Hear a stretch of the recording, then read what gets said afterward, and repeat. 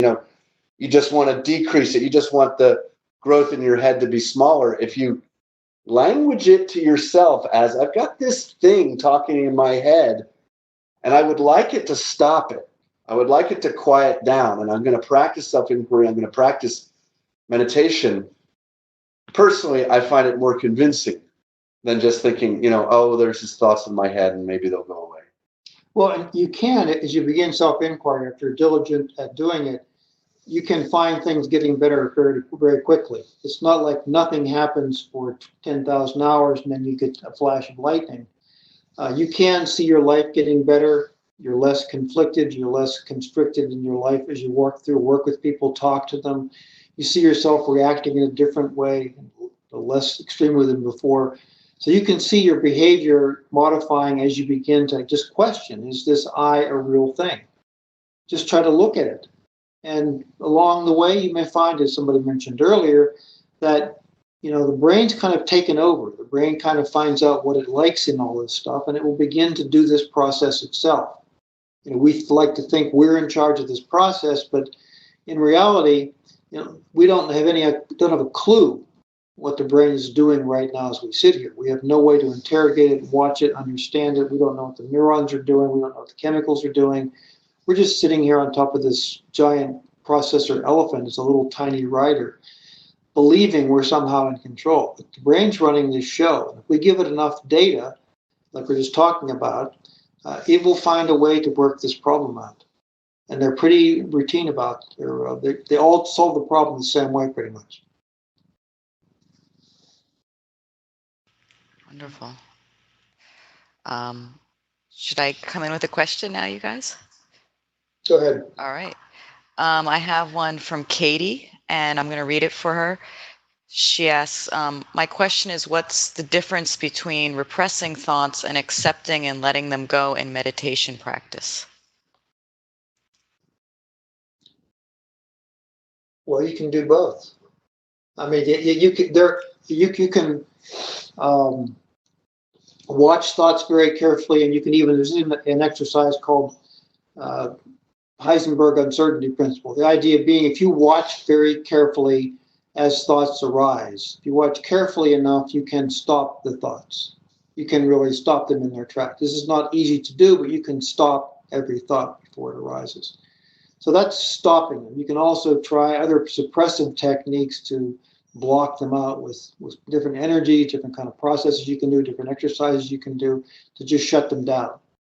And that's basically what we do with our activities. And a lot of our tasks that we do are really done so that we can block out thoughts being there. It's kind of an artificial way, but we like to solve problems or do poems or do writing or do exercises, because while we're doing those things, a whole other circuit's involved, and the blah blah circuit is not operating. So we've learned how to do that. And a lot of our pursuits that we undertake are really ways to shut up the blah blah without even thinking that we're shutting it up. We're just busy doing something else. We like the something else because it doesn't have the blah blah. We just don't see that transition taking place. But you can also, instead of repressing the thoughts or freezing the thoughts, just look and see where they're coming from. And that would probably be the difference between this kind of notion of the acceptance of them and letting them go and the repression of them. If we, for example, take this idea of the I, this thought of the I, and then we actually look for it in meditation, if you look and see who's meditating, that has a different feel and a different effect than, say, another technique, which is, you visualize, say, a pond, and then the thoughts are fish. And anytime there's a fish in that pond, you gobble a fish, right? That's an erasure of the thought. But I find that reaches its limit, and that really looking for the source of thoughts, looking for where they come from, is where it gets, the deep stillness really resides. Yeah, I'd say the problem with accepting thoughts, there are many traditions that posit no thoughts as the objective of meditation. Other traditions say, pay no attention to the thoughts. Don't even worry about them. Just don't concern yourself at all about them, which to me is the Wizard of Oz approach, which is just pay no attention to the man behind the screen. And there is this deep hope within those traditions that, in fact, just somehow the thoughts will go away by themselves. That hasn't been my experience. I mean, unless you somehow, you can do it as Rich said, subtly, but unless you somehow actively engage a process to deconstruct the I, simply ignoring your thoughts and hoping they won't bother you doesn't work. You'll be sitting there for a long, long time waiting for Godot, and the Godot never arrives. You just sit there and hide away from your thoughts for a long time and just pay no attention to the man behind the screen. I do think it's interesting that in many shamanic traditions, for example, if a negative entity is to arrive on the scene, as it were, one of the techniques is always to ask it who sent it, right? And this is more or less the technique with thoughts, like, well, who sent you, right? Where did you come from? And then it kind of dissolves. And that's an acceptance of sorts, because you say, oh, hello. But then you let it go because you're looking for who sent it, and who sent it was, source. So you get to source. Yeah, another technique that's in the blogs and everything is Sedona technique, which is another add-on to Byron Katie's technique. And this one is just very simply, you observe this thing that's arisen, and you say, well, could I let go of this? And it, again, is a very tactile thing. You feel your way into that particular problem, thought, memory, story, whatever, and say, could I let go of this thing? And you can feel inside yourself what the answer to that is. Then the next question, a little more uncertainty, is would I let go? So it really served me, is it helpful to me to have this thing around, this memory, story, whatever. And then the third one is, well, even if you say, no, I couldn't let go of this thing. No, it's very important to me. I won't let go of it now. You say, well, when could you let go of it? Someday in the future. You say, well, never. I have to have this thing around for the rest of my life. It's really, I love the thing. It's going to be here. Even if you say no, no, never, it turns out the brain has to compare them. I mean, the very fact that you entertain the possibility that you could let go of something, the brain has to run a comparison. It has to say, well, I could let go of this thing. It may not have done that before, but it now has the opportunity, the requirement actually, to look at those two together and kind of balance them back and forth. Just by doing that comparison and trying to set a date, we find the whole network does weaken. Depending upon how willing you are to let go, you can really let go of these attachments, these problematic things you have. So amazingly, it works to just say, I let go of this thing. I don't need it. I want rid of it now. It can fall away. The big ones may take a couple of visitations. The little ones can go very quickly. Again, a heuristic can develop. Could I, would I, when? It happens very quickly. People who are good at this thing and do it a lot, it happens almost instantaneously. But it's a very effective letting go technique. You can say you're accepting them in, and you're now saying, I'll look at this, and could I let go of it?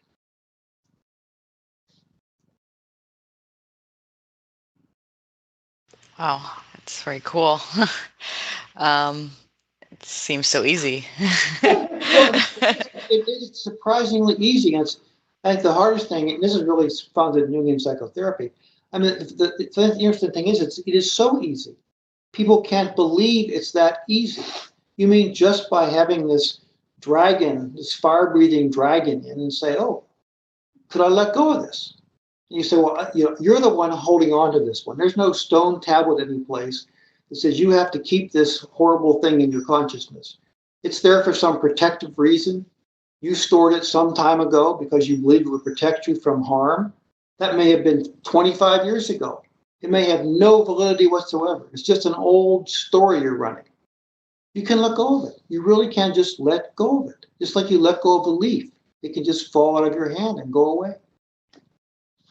And precisely because it doesn't reside anywhere else but in consciousness. Yeah, it's all endogenous. There's no other place it is except in your consciousness. There's no other place you have to let go from. It's your possession, and you can just say, I don't want this anymore, and let go of it. And you can feel if you're holding on to it, just exactly why you're holding on. You can feel the texture underneath the woman. You say, no, I will let go of this thing. You can feel your way into the texture underneath that thing, and you can feel the fear there. It may be 2 or 3 layers of fear, but you can feel yourself down into that, and you can let go of those layers, and it will go away. Wow. Super cool. For example, I have the word alone written down here.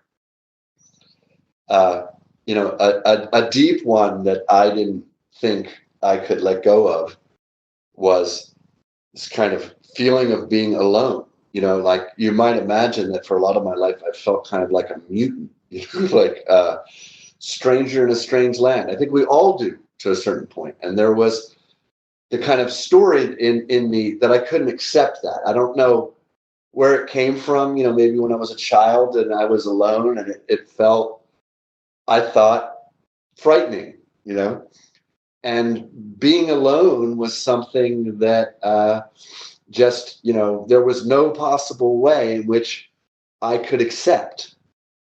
And I get this now from a lot of people that I talk to, that they get to a certain point of stillness and they say, OMG, I feel so alone. Not because there aren't other people around. There are other people around. But once that kind of chatter goes down, you kind of start to feel the oneness, meaning that you're all by yourself in a certain way. And there's a story there associated with being alone where you feel that kind of referential alone. I'm alone in the world. I am exposed. I am not with mommy, daddy. I am not with lover, right? But that story is what comes in order to sort of cover over the power there, that if you really just feel what that feels like to be alone, then you kind of are empowered by it. There's a kind of extraordinary strength in feeling your own uniqueness. And that's what you're really feeling, that you're then narrative mind tells a story of as like, you're alone. It's like, no, I am unique. I am an aspect of the world being one. And that process that Gary talked about, not only self-inquiry, but the Brian Katie and the Sedona method, you can get to that. Like that one probably feels for a lot of people like a really nervy one, that really, can I really face aloneness? Absolutely. It isn't anywhere else but in your own consciousness. All you need to, it's not that complicated. You just have to actually be with it. And as Gary said, the miraculous thing is you don't have to be some courageous superhero and answer yes to all of the questions. Even if you say, you know what, no, I just can't. I can't be alone.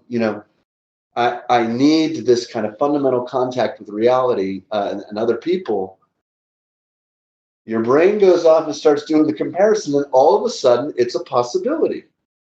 And then guess what? What you were afraid of was not really being alone. You were afraid of your response to being alone.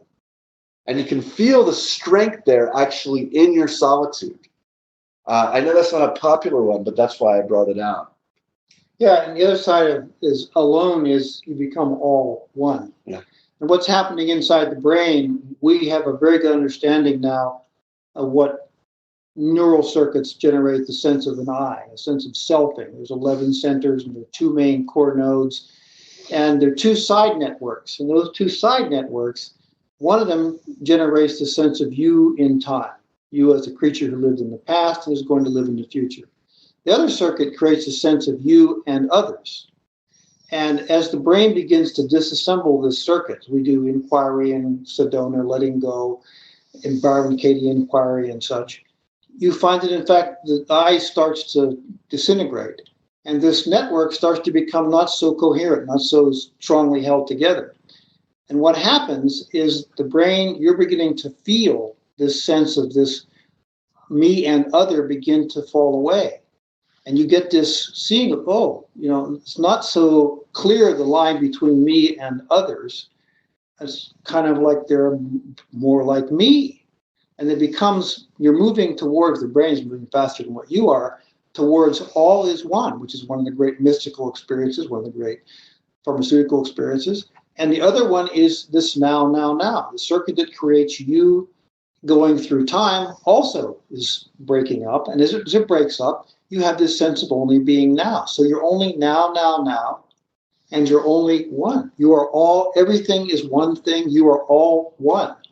And that's what moves from alone into all being one. You're just naturally deconstructing those two networks that cause those phenomena to be there, to manifest.